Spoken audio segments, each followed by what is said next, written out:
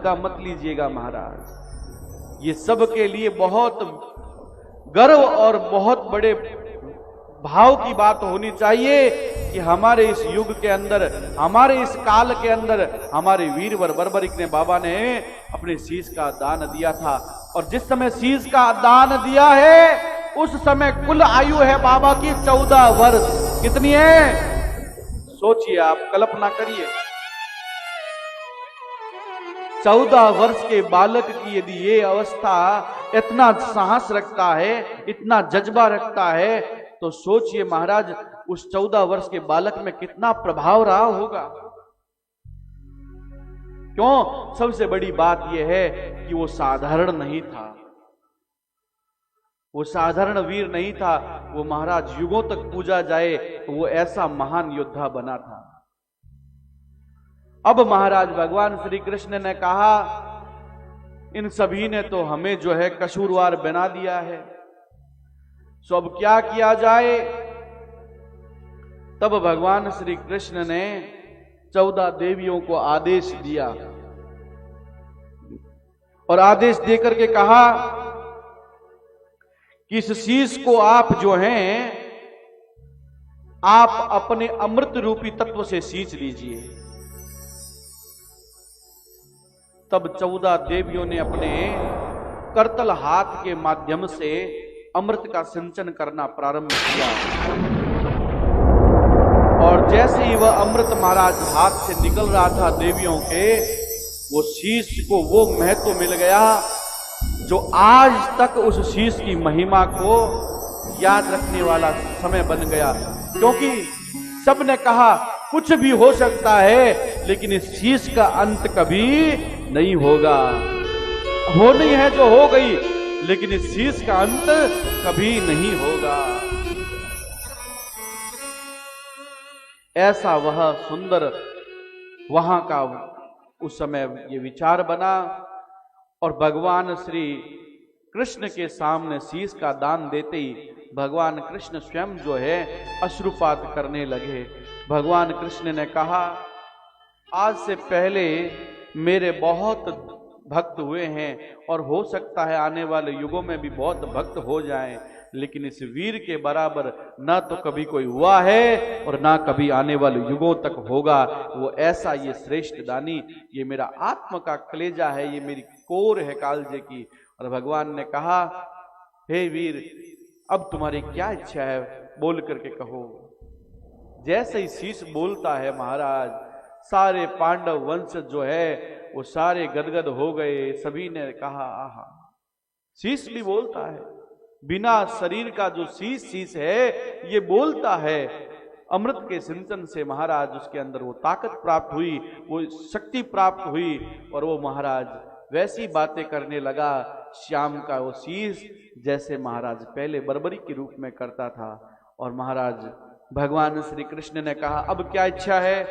तो भगवान श्री कृष्ण के आगे उन्होंने कहा हे प्रभु, मैं इच्छा तो आया था युद्ध करने की, लेकिन युद्ध तो आपने करने दिया नहीं, तो अब इच्छा यह है कि मैं इस युद्ध को देख लूं।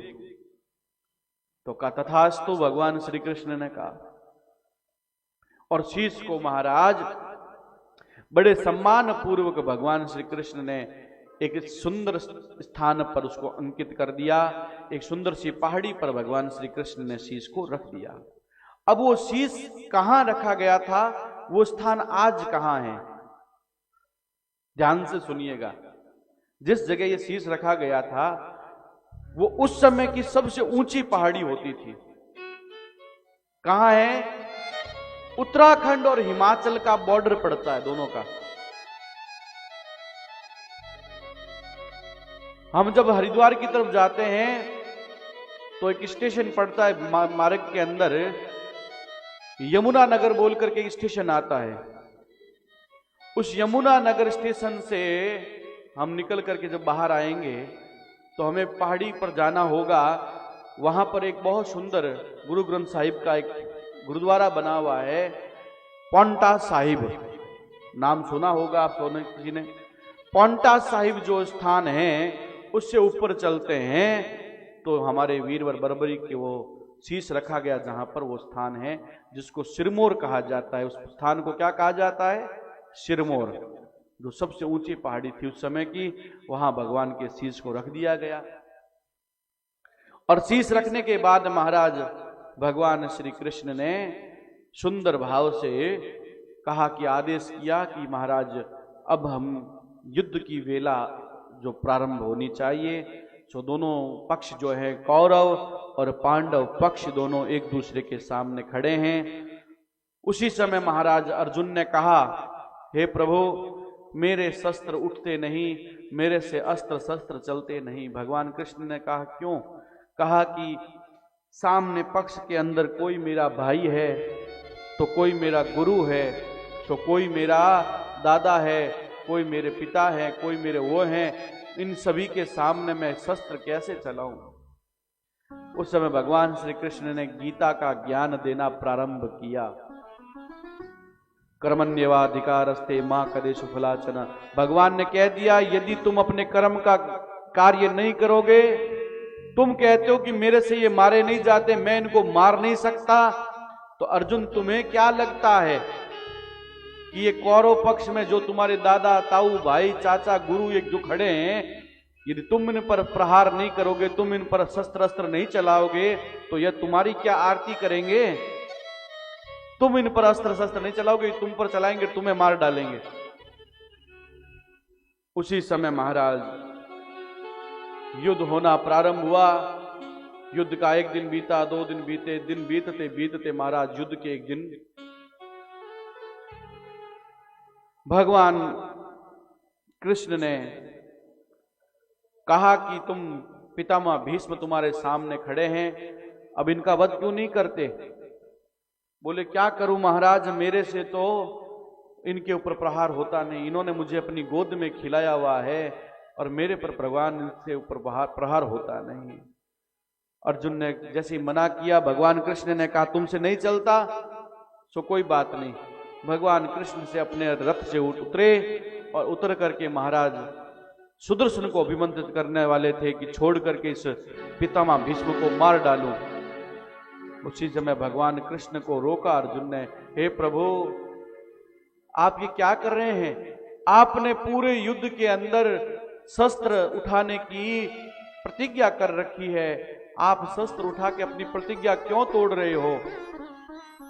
उसी समय भगवान ने कहा शस्त्र उठाना जरूरी है, यदि प्रतिज्ञा टूट जाए तो कोई बात नहीं, इन सब को खत्म, क्योंकि सब अधर्म के साथ खड़े हैं, मैं एक कोई छोड़ना नहीं चाहता। भगवान पुनः उसको ज्ञान दे करके और कर्म का ज्ञान दिया। गीता के अंदर कर्म का ज्ञान दे करके भगवान ने कहा ये जो भी हैं तुम्हारे शत्रु हैं, ये भूल जाओ कि मेरे दादा हैं और तुम प्रहार करो। उसी समय महाराज शिखंडी के रूप में वहां पर ये अम्बा, जो पहले आप दिन में सुनी होगी कथा के प्रारंभ के दिन जो अम्बा बनी थी, 3 बहनें थी ना, अम्बा, अंबिका, अंबालिका, जो रुष्ट होके गई थी, जो साल्वराज से इनका विवाह होना था, पितामह भीष्म ले आए थे, यही अम्बा जो है समय बीतने के बाद शिखंडी बनी। और शिखंडी बनने के बाद महाराज भगवान अर्जुन के रथ पर आकर खड़ी हो गई और उन्होंने कहा कि मैं उस अवस्था में मेरे बाण चला नहीं पाऊंगा, और अपने अस्त्र शस्त्र को गिरा देते हैं। भगवान कृष्ण अपनी अर्जुन को जैसे ही आदेश देते हैं, अर्जुन महाराज बाणों को प्रहार करना शुरू करता है। क्षण भर के अंदर बाणों से महाराज पितामह भीष्म को बाणों की सैया पर सुला देते हैं। ऐसे करते करते महाराज कुल मिला करके 18 दिन होने वाले हैं। 17 दिन बीत गए, 18वें दिन दुर्योधन के साथ भीम का मल्ल युद्ध होना शुरू हुआ। भीम के साथ जब मल्ल युद्ध होने लगा, ये बात तो बिल्कुल सही है कि सिर्फ और सिर्फ भगवान कृष्ण के ही कार्य गति काम आई, अन्यथा महाराज युद्ध जीतना संभव नहीं था। और आपने देखा होगा B.R. चोपड़ा जी ने अपने एपिसोड्स में इस बात को बहुत अच्छे से दिखलाया है, इसकी बुरी प्रशंसा करते हैं। जैसा महाभारत के पर्व में लिखा है वैसा ही उन्होंने दिखाने की चेष्टा करी। भीम के साथ जब मल्ल युद्ध होने लगा तो उसके पूरे शरीर पर भीम प्रहार कर रहा है, लेकिन महाराज उस प्रहार का उस दुर्योधन के कोई असर नहीं है, क्योंकि मां की शक्ति जो प्राप्त हो रखी थी। लेकिन हर जगह भगवान श्री कृष्ण जो है अपनी माया करते नजर आते हैं। जिस समय जरासंध को मारना था उस समय भी भगवान कृष्ण ने अपनी माया दिखलाई।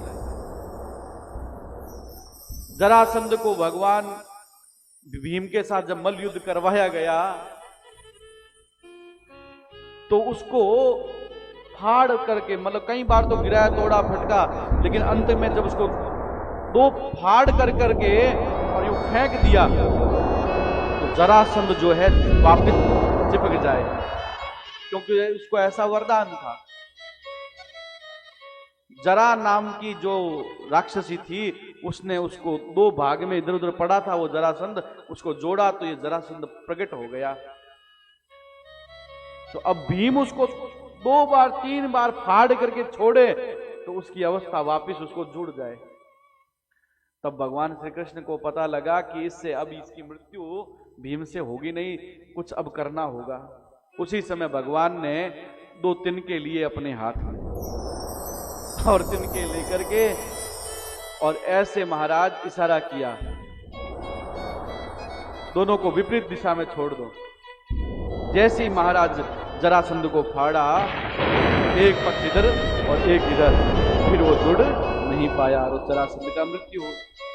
और इस भीम और दुर्योधन के मल्ल युद्ध में भी भगवान कृष्ण ने यही किया। पूरे शरीर पर प्रहार कर करके थक गया भीम। अब भगवान कृष्ण को पता लगा कि भीम अब कुछ कर नहीं पा रहा है, इसका जितना जोर था इसने लगा दिया। तब महाराज भगवान श्री कृष्ण ने भीम को मंजले भैया का नाम लेकर के और महाराज इशारा करना शुरू किया, जांग पर प्रहार करो, क्योंकि इसी जांग पर बैठने के लिए इसने द्रौपदी को आमंत्रण किया था, उसकी जांग तोड़ डालो। और महाराज बस वही प्रहार होने लगा। भीम धराशायी हुआ। भीम ने एक बार धराशायी होकर के दुर्योधन को कहा, आज तेरी दुर्गति निश्चिंत रूप से तय मान। पुनः भीम उठा और प्रहार करना शुरू किया और अंतःकरण में महाराज उसको लिटा दिया दुर्योधन को। जैसे ही महाराज ये हुआ, उसके होने से, इस युद्ध के होने से, ये जो मल्ल युद्ध हुआ भीम और दुर्योधन के बीच में, इससे महाराज दाऊ दादा बड़े नाराज हुए। दाऊ दादा ने कहा, इन्होंने युद्ध की जितनी नीतियां थी उस नीति को उसने एक कोई नहीं निभाया नहीं, मैं भीम को दंड दूंगा। भगवान कृष्ण कहने लगे, पांडवों ने कौन सी नीति को, दुर्योधन कौरवों ने कौन सी नीति को अपनाया था? जिस समय अभिमन्यु को मारा गया था, क्या वो नियम था? क्या वो नीति थी? क्या एक बालक को महाराज मारने के लिए ये सारा कौरव पक्ष खड़ा हो गया और महाराज सब ने घेर करके चक्रव्यूह बना करके उसको मार डाला। क्या उस समय इनकी नीति काम नहीं आई? भगवान कृष्ण के कहते ही दाऊ दादा वहां से प्रस्थान कर गए। भगवान श्री कृष्ण ने कहा, तुम युद्ध का जो जीत गए हो उस जीते हुए युद्ध का आनंद मनाओ, खुशियां मनाओ। ये बात भगवान ने कह दी। अब जिस स्थान पर वह जाकर के पांचों पांडव विराजमान हुए कि एक दूसरे से अब बहस करना शुरू कर दी। युधिष्ठिर कहता है, मेरा ज्ञान, मेरा बुद्धि, मेरा धर्म यदि अटल नहीं होता तो हम युद्ध नहीं जीतते। भीम कहता कि मैंने दुर्योधन को मारा, दुर्योधन को नहीं मारता तो हम युद्ध नहीं जीतते। अर्जुन ने कहा, मैंने पितामह भीष्म को बाणों की सैया दी, उनको नहीं मारते तो युद्ध नहीं जीतते। और अर्जुन, नकुल, सहदेव ने कहा, हमारा प्रहार नहीं होता तो शकुनी नहीं मरता तो हम युद्ध नहीं जीतते। कुल मिलाकर के सारे अपने आप को बलिष्ठ बताने लगे और सारों ने कहा कि हमने युद्ध जिताया, हमने युद्ध जिताया, इस युद्ध के विजेता हम हैं। उसी समय भगवान कृष्ण वहां प्रवेश करते हैं। भगवान कृष्ण ने कहा, यदि आप सबकी वजह से यदि युद्ध जीता है तो यह भी तो निर्णय हो जाना चाहिए कि किसके कारण से जीते हैं। भगवान कृष्ण ने ये नहीं कहा है अभी तक पांडवों को कि मैंने जिताया या मैं सर्वेश्वर हूं, वो बता देगा वीर। लेकिन उनके पास लेकर ये चलते हैं कि आप पांचों पांडवों में कौन है जो विशेष जिसके कारण जीते हैं, वो आपका वो पौत्र बताएगा। उनके पास चलते हैं और उस पहाड़ी के निकट जाकर के खड़े हो गए और जाकर के कहा, हे प्रभु हम आपको प्रणाम करते हैं। बर्बरीक ने साष्टांग प्रणाम करने का निवेदन किया। उसी समय महाराज भगवान श्री कृष्ण ने कहा बर्बरीक से, हे वीर शिरोमणि, आपने पूरा युद्ध देखा? बोले हाँ भगवान, बहुत अच्छे से देखा। बोले कि युद्ध कौन जीता? आपके दादा, पांचों दादाओं में बड़ा बहस हो रही है, बड़ी जिद हो रही है। युधिष्ठिर दादा कह रहे हैं कि मैंने जिताया, भीम आपके दादा कह रहे हैं हमने जिताया, अर्जुन, नकुल, सहदेव आपके सभी दादाएं कह रहे हैं कि हमने युद्ध जिताया। सो अब आप इस बात से पर्दा उठाओ कि इन पांचों में से किसने युद्ध जिताया। उसी समय महाराज ये वीरवर बर्बरीक बोल पड़ता है, मैं सभी पांचों पांडवों को, दादाओं को प्रणाम करता हूं, लेकिन आप पांचों में से किसी से भी युद्ध नहीं जीता जाता। इस युद्ध के विजेता सिर्फ और सिर्फ एक भगवान कृष्ण हैं। जैसे ये बात सुनी पांडव हिल गए। पांडवों ने कहा, ये कैसे कह रहे हो पौत्र तुम? बोले मैंने इस पूरे युद्ध में महाराज सिर्फ दो ही चीज देखी, भगवान श्री कृष्ण का सुदर्शन घूमता चलता देखा, वो सबको काटता जा रहा था, और दूसरा मां काली का स्वरूप धारण किए हुए द्रौपदी को देखा, वो अपने हाथ के अंदर कपाल लिए खड़ी है और उस खून का पान कर रही है मां काली, और इसके अतिरिक्त मैंने कुछ नहीं देखा। जैसे ये बात कही सबके संशय क्लियर हो गए, सबके विषय क्लियर हो गए। उसी समय महाराज पांचों पांडव भगवान कृष्ण की शरण में आ गए और महाराज अपने आप को समर्पित करने लगे। हमारे से बड़ा भारी अपराध हो गया, हे प्रभु हमने अपने आप पर झूठा अहंकार किया, आप हमारे को इसके लिए क्षमा करें, क्योंकि युद्ध के विजेता तो सिर्फ भगवान कृष्ण हैं। ये सारी बातें आदि करने के बाद पांडवों को वहां पर महाराज ये अनुभूत करा करके अब उस शीश को अपने हाथ में लिया भगवान कृष्ण ने पुनः, और शीश को हाथ में लेकर के भगवान कृष्ण ने कहा, हे वीरवर बर्बरीक, तुम धन्य हो, धन्य हो, तुम्हारा जैसा दानी, तुम्हारे जैसा वीर, तुम्हारे जैसा ऐसा वीरवर इस धरती पर अब दोबारा कभी अवतार नहीं लेगा। तुम युगों तक पूजे जाओगे पौत्र, तुम युगों तक तेरी पूजा होगी, युग युग तुम्हारी पूजा करेगा। तुम्हारी कोई इच्छा है तो अब बताओ तुम्हारी क्या इच्छा है? वीरवर बर्बरीक ने कहा, प्रभु मेरे आगे के लिए मेरी क्या कुछ आपके लिए आदेश है?